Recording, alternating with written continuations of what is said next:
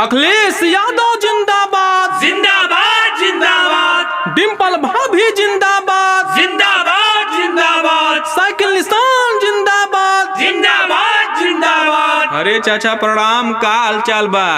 खुश रहा भैया, ठीक बा, अपन बतावा ठीक हवा? अरे चाचा हम लोग ठीक हैला। आपके पता हो कि डेट आ गई बा चुनाव का 25 मई। आप लोग ज्यादा से ज्यादा जाकर साइकिल पे वोट दें और बड़े भैया अखिलेश यादव जी के पुनः एक बार विजयी बनाई, कामयाब बनाई। नरेंद्र मोदी जिंदाबाद जिंदाबाद जिंदाबाद। योगी बाबा जिंदाबाद जिंदाबाद जिंदाबाद। कमल निशान जिंदाबाद जिंदाबाद जिंदाबाद। नगर की जनता जिंदाबाद जिंदाबाद जिंदाबाद। अरे दादा प्रणाम। अरे खुश रहा, का हाल चाल है? ठीक है, अपन बतावा रे ओटवा के देबा? अरे कहाँ दे, जहाँ कहा वहीं दे।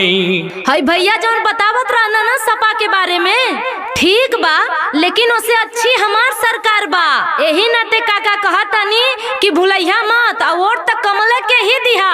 ओम प्रकाश राजभर जिंदाबाद जिंदाबाद। छड़ी निशान जिंदाबाद जिंदाबाद जिंदाबाद। जय सुहेल देव। जय सुहेल देव। दादा प्रणाम। अरे तू खुश रहा बाबू, तू खुश रहा। कहा का कहत हुआ?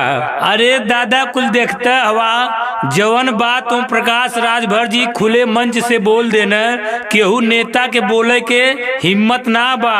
यही से हम कहत हैं कि पियरका चाचा के साथे रहा और छड़ी के सामने बटन दबैया। अच्छा ठीक है बाबू, ठीक है। अच्छा तीनों जने पहले अपन अपन विचार हमके सुनावा, जेकर अच्छा लगी टेके वोट दिया जाई। ला दादा पहले हमार सुना। अखिलेश यादव जिंदाबाद जिंदाबाद जिंदाबाद। डिम्पल भाभी जिंदाबाद जिंदाबाद जिंदाबाद। साइकिल निशान जिंदाबाद जिंदाबाद जिंदाबाद। अखिलेश यादव जिंदाबाद जिंदाबाद जिंदाबाद। डिम्पल भाभी जिंदाबाद जिंदाबाद जिंदाबाद। साइकिल निशान जिंदाबाद जिंदाबाद जिंदाबाद।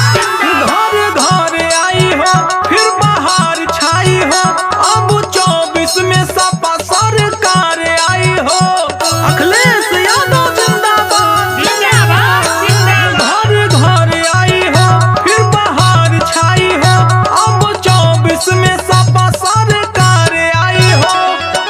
दुखियन गरीबन के हक दिलवई है भैया अखिलेश आई है। आए हाय हो भैया अखिलेश आई है। आए हाय हो भैया अखिलेश आई है। नरेंद्र मोदी जिंदाबाद जिंदाबाद जिंदाबाद। योगी बाबा जिंदाबाद जिंदाबाद जिंदाबाद। कमल निशान जिंदाबाद जिंदाबाद जिंदाबाद। नरेंद्र मोदी जिंदाबाद जिंदाबाद जिंदाबाद। योगी बाबा जिंदाबाद जिंदाबाद जिंदाबाद। कमल निशान जिंदाबाद जिंदाबाद जिंदाबाद। नरेंद्र मोदी जिंदाबाद जिंदाबाद जिंदाबाद। देही के राशन करेले कल्याण हो, देखी हो गईल मंदिर निर्माण हो। नरेंद्र मोदी जिंदाबाद जिंदाबाद जिंदाबाद। देही के राशन करेले कल्याण हो, देखी हो गईल मंदिर निर्माण हो। हिंदू सनातनी सबके बनई है फिर मोदी जी आई है। आए हाय रे फिर योगी जी आई है, सुना सभे फिर मोदी जी आई है।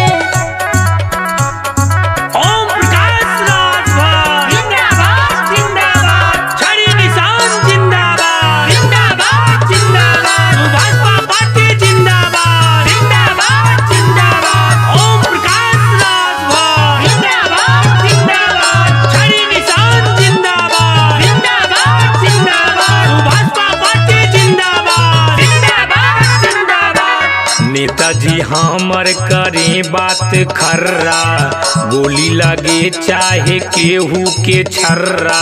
ओम प्रकाश राजभर जिंदाबाद जिंदाबाद।